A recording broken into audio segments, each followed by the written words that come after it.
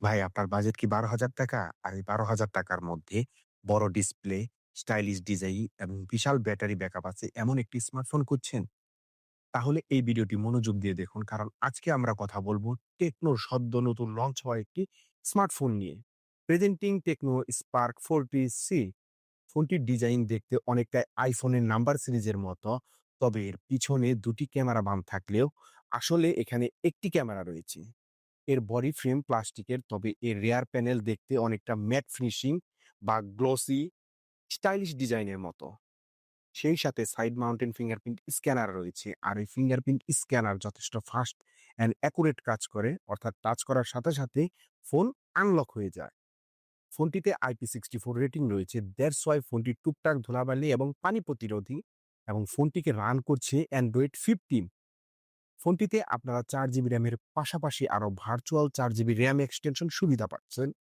ফোনটির UI performance বলতে গেলে, যেহেতু ফোনটি খুবই অল্প বাজেটের ফোন, সেক্ষেত্রে ফোনটির ইউআইতে বেশ ল্যাকিং এর ইস্যু দেখতে পাওয়া যায়। এছাড়া এর ইউআইতে অনেক আননেসেসারি অ্যাপ রয়েছে। তা যদি ব্যাকগ্রাউন্ডে চলতে থাকে তাহলে অবশ্যই ফোন ল্যাগ করবে। আর এই অতিরিক্ত আননেসেসারি অ্যাপ থাকার কারণে এর ইউআই আমার কাছে ভালো লাগেনি।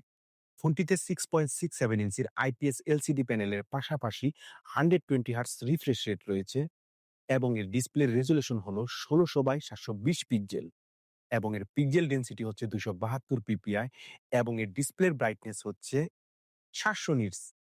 আর এই ডিসপ্লের ব্রাইটনেস কম হওয়াতে আউটডোরে ব্যবহার করার সময় কিছুটা লো ব্রাইটনেস জনিত ঘাটতি দেখতে পাবেন।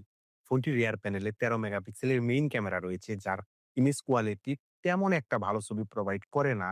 ছবির কালার, ডিটেইল, শার্পনেস সবকিছুরই অনেক ঘাটতি রয়েছে এবং ফোনটির ফ্রন্ট ফেসিং ক্যামেরাতে 8 মেগাপিক্সেলের সেলফি শুটার রয়েছে। আর এই সেলফি ক্যামেরার ইমেজ কোয়ালিটি ভালো পেতে হলে অবশ্যই আপনাকে প্রপার লাইটিং কন্ডিশনে ছবি তুলতে হবে।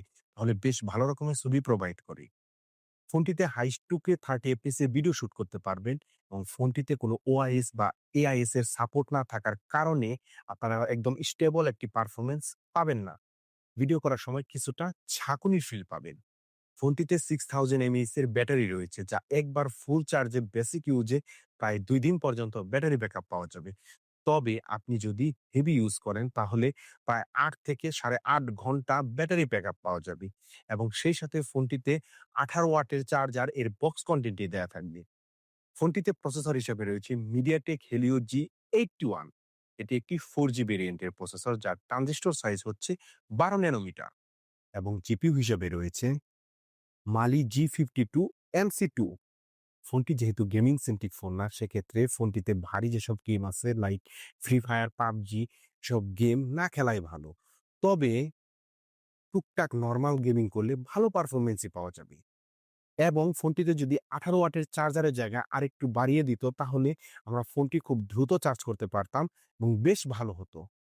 এখন আসি ফোনটি কাদের জন্য? যারা অল্প বাজেটে বড় ডিসপ্লে, স্টাইলিশ ডিজাইন এবং দীর্ঘস্থায়ী ব্যাটারি ব্যাকআপ সম্পন্ন একটি স্মার্টফোন খুঁজছেন, তাদের জন্য Tecno Spark 40C first choice হতে পারে। তো ভিউয়ার্স, আজকের ভিডিওটি এই পর্যন্তই। দেখা হবে পরবর্তী কোনো ভিডিওতে। ভিডিওটি যদি ভালো লেগে থাকে অবশ্যই একটি লাইক দিবেন এবং আপনি যদি এখনো আমার চ্যানেলটি সাবস্ক্রাইব করে না রাখেন, অবশ্যই সাবস্ক্রাইব করে রাখবেন ক্রিয়েটিভ টেক। আল্লাহ হাফেজ।